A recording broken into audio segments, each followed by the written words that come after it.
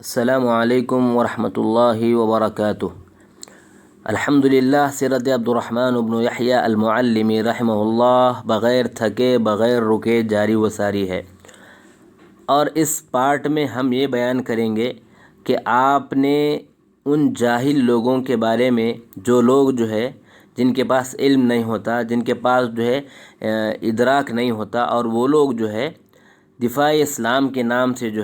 کچھ کرنے کے لیے تیار ہوتے ہیں، تو ان لوگوں کا نقصان کیا ہوتا ہے ملت اسلامیہ کو، اسلام کو، اس کے بارے میں بتاتے ہیں۔ انوار الکاشفہ صفحہ نمبر 108 میں یوں لکھتے ہیں کہ اسلام کے لیے سب سے زیادہ ضرر رسا وہ ہمدرد لوگ ہیں جو اسلامی عقائد و احکام کے متعلق ہونے والے اعتراضات کا جواب دینے کی ناکام کوشش کرتے ہیں،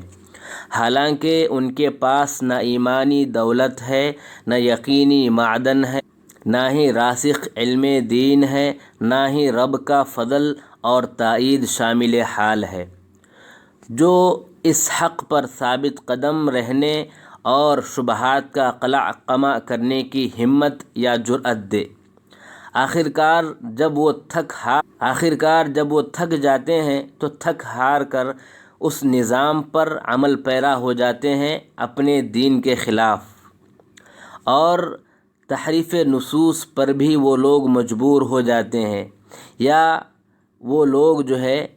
اس بات کے بھی قائل ہو جاتے ہیں کہ نصوص شرعیہ میں یقین ہرگز نہیں پایا جاتا۔ لہٰذا ایسے ہمدرد جاہل لوگوں سے جو اسلام کا دفاع کرنا چاہتے ہیں، اس سے بچنے کی ضرورت ہے یا بچانے کی ضرورت ہے۔